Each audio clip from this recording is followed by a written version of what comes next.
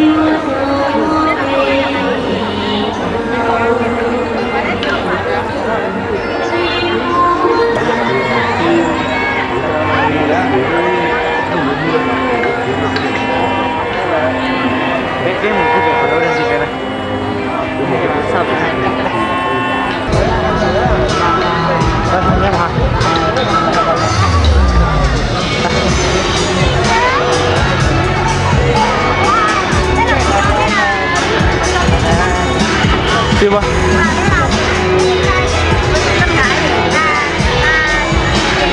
Không lên quá. Gì chứ nữa có gì vô.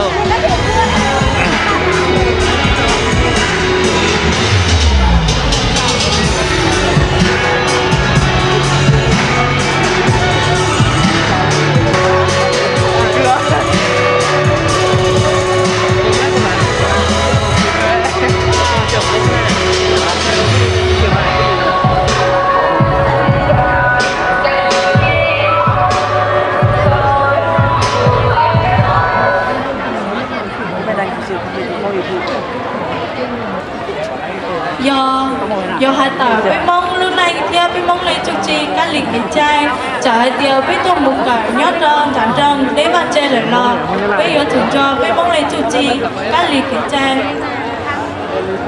mong lấy suốt cha suốt tay suốt cái chia suốt con đòn già suốt xì xào với giờ tôi phải cả trả cho cái bản này chỉ bu bông lo mua lấy giá tận đê với giờ tôi trai thằng tôi dùng mùn trả cho cái bản này với sẽ đòi giờ tao là còn tệ chẳng qua với mong chụp chi các lịch kiểm trai mua lấy giá tận đê.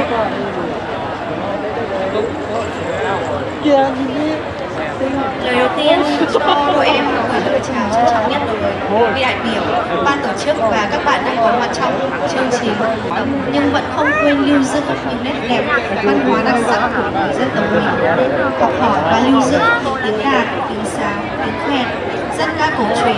Đó là bản sắc văn hóa tốt đẹp thế hệ trẻ cần có hiểu, giữ gìn và phát huy, quảng bá cho anh em bạn bè bốn phương biết đến văn hóa đặc sắc của cộng đồng người dân tộc Mông và để cho thế hệ sau nối tiếp bước chân của Qua là một văn hóa đặc trưng của người Mông. Mỗi vùng, mỗi nơi lại có cách mở đầu bài hát khác nhau. Tuy nhiên, làn điệu dân ca luôn có những chủ đề chung như tình yêu đôi lứa, tình cha, mẹ dạy con gái đi lấy chồng, hay kể về đời sống sinh hoạt của người Mông. Ngay sau đây,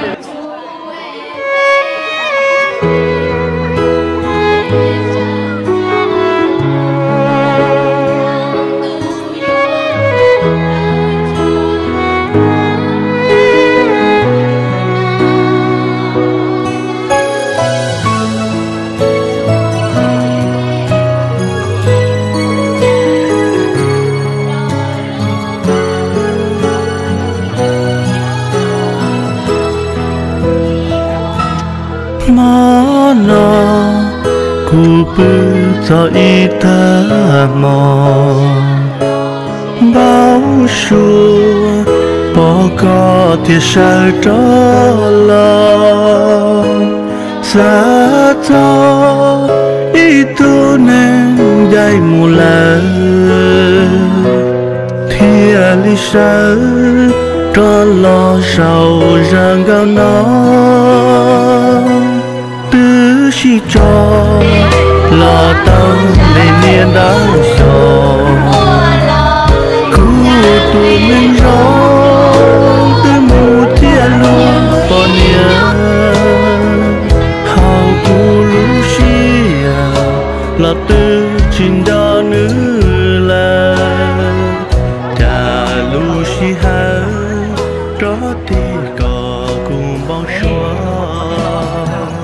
cô chỉ thấy lo không cái đó chạy với tao nữa không còn cả qua tụi đi hút nha cho nhau cũng nào cho đám à có chỉ đà li mò em có chịu chân non có chịu đà cái sai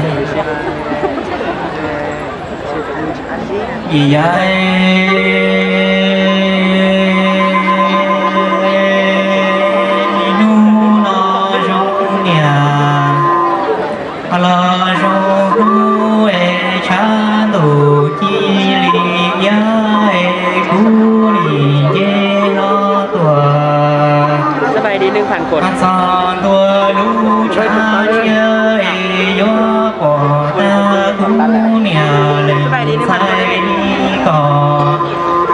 Hãy cho tu mê ru sông cầu tu cầu mò lo chúa đầy kia gió rung ly lóng chè lo mùa đu si cây chia ta tu nó cú mà lo chỉ có ý lên thiệt gì cú xia có một tiệm à? Một tiệm à? Cái này chị đáng nghe nhiều. Trong nó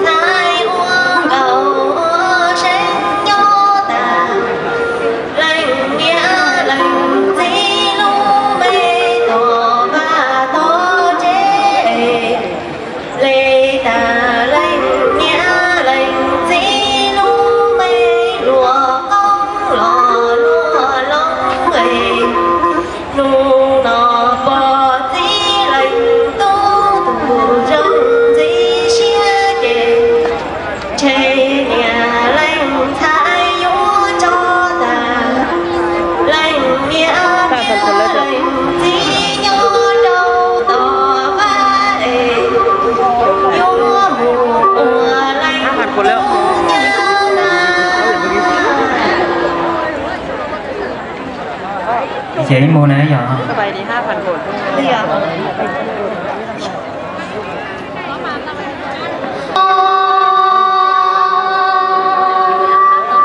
Hãy subscribe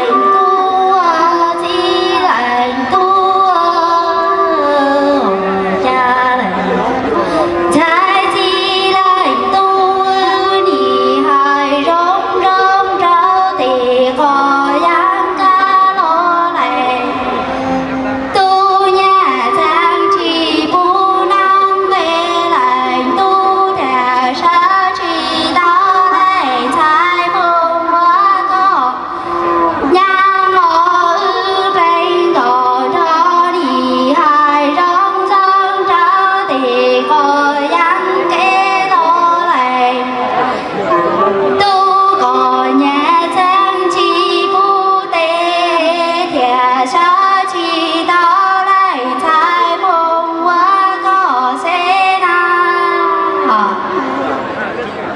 kênh Ghiền Mì Gõ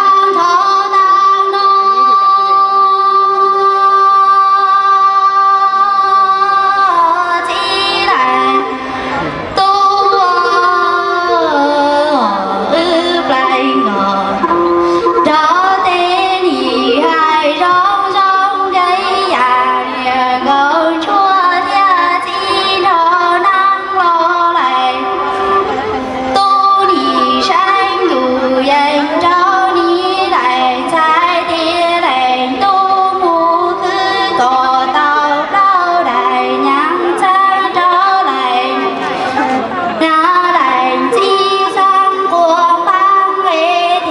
tua to lại trái mong mua lại tu nhang ngõ lại tu đi sai khó danh trao lại trái tia lại tu mua bà có tao để lo tao chả trao lại nàng hoa lại chi ô trái tê lại tu măng tua to tăng mẹ lại trái mông mua lại tu sẽ ô lại tu có ô dù nên tới canh tê lại trái tư duyên rủ mong khó mẹ trái mông lang để vua trâu đang ngô lại tu có lúa lưu chi tao dù lo lại trái tư duyên rủ nàng mong khó mẹ trái lang để vua thong thu ê dù nhua kế lu chê chê vua mua cho chê yo pha lử tăng mùa tiếng chê cu y lệnh trái măng lô ua chi lệnh tu lý có y lệnh tu chi lệnh tu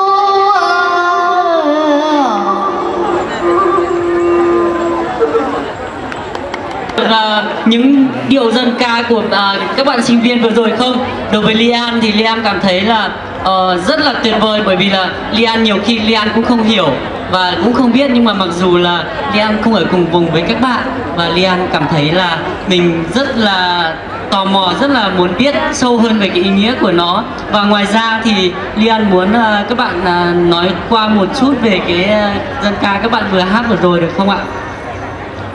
muốn lấy nhớ về tỉnh Hà Giang giờ trái nào giờ chỗ này lâu thế chỗ tí lâu lỡ mù sâu thế chân chỉ mỗi sau kia cho là bé mong lý của phanh lúc bé ra cái thiên đạo giờ thì phong như tôi trả nó thì lúc nào giờ lúc chuyên đạo bé sửa đầu ấy bé hải ra đạo tôi chạy nên sửa đầu tuôn rồi bé chở tôi Lai Châu có mà rồi. Lai Châu có mà.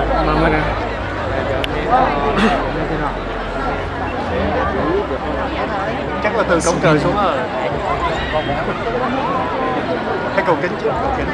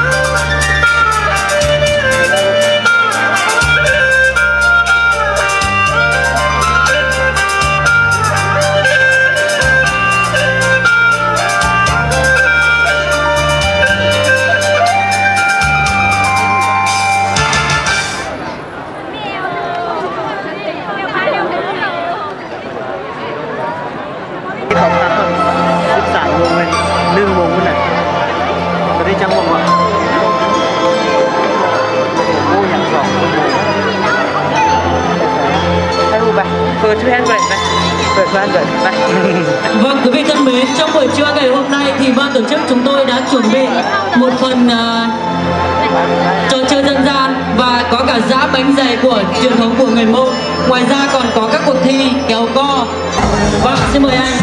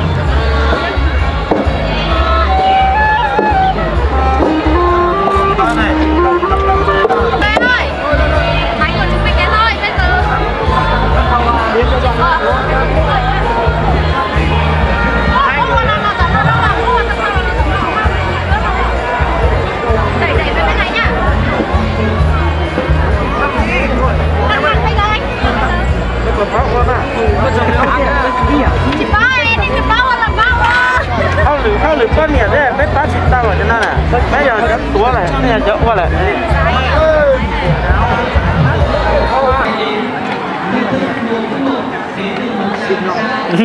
Tên là lại mà.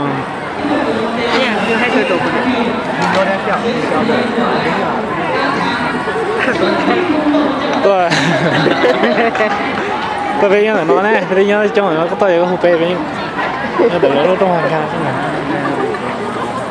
Nó sợ tôi lên này, nó sợ tôi lên cho mình được thế này. Dạ nó sợ lên dưới chúng mình thì nó sợ thế à.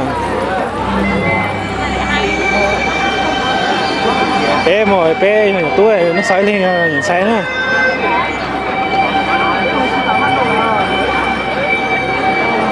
Cháu mua đây, cháu mua luôn con.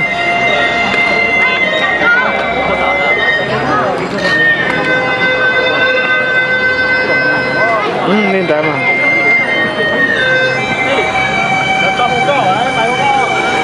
Mua trời nó chết ta. Nên tại mà.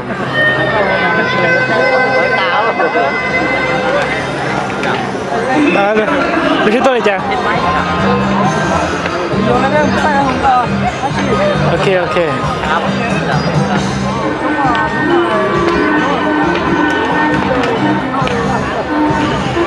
Gì mà đi nấu Nhai cái anh có bài thì đúng rồi.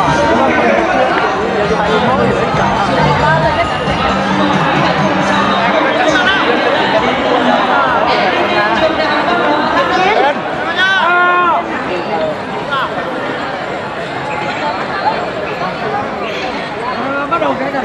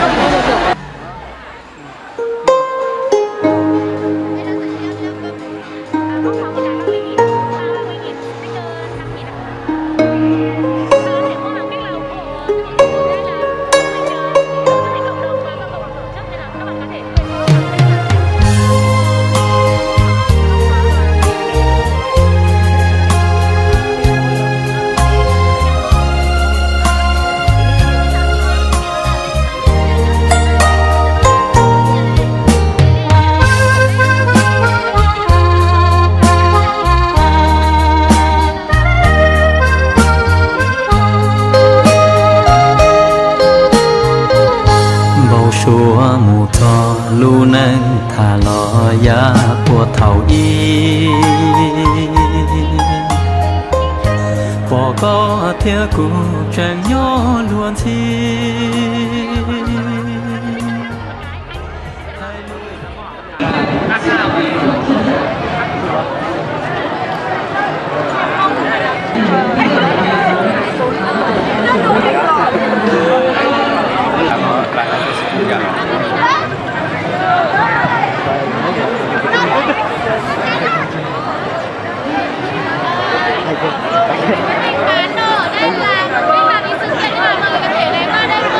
Sao giờ điện ở đây?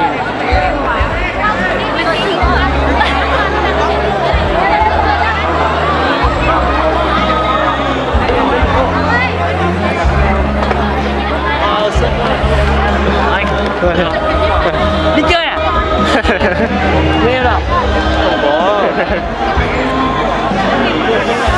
Đi với ai đấy? Đi 4-5 người. 2 người đi đâu đấy?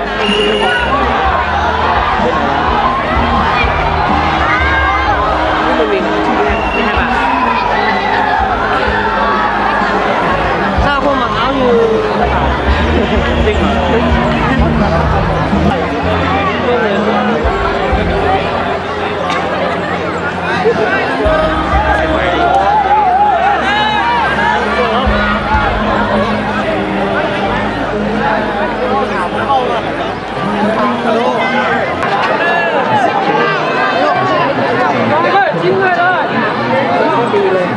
Xong không ăn cái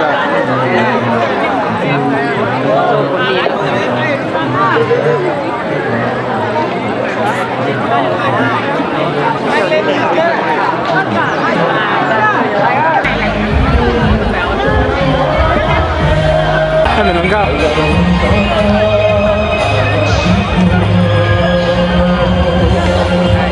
bắt thành tổng thể ăn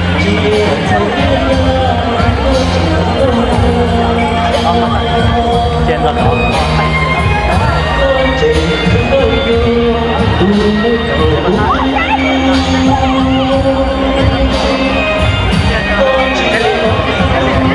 bắn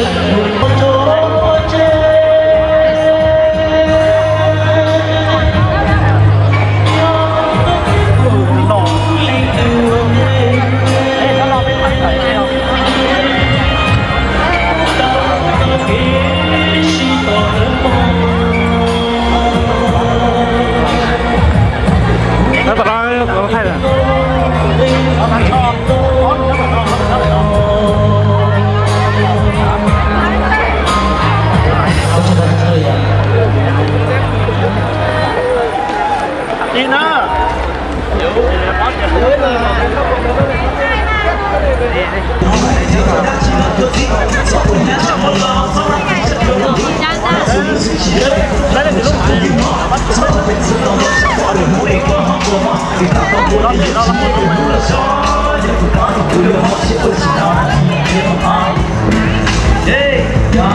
Một tay một tay à? Nhanh đi à?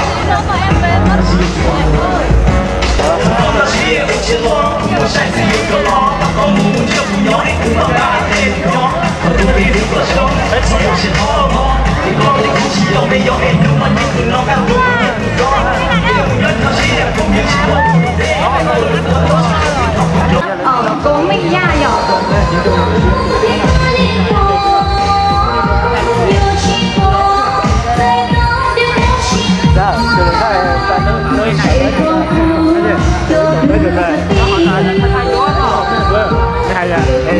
Đừng có đi xe nó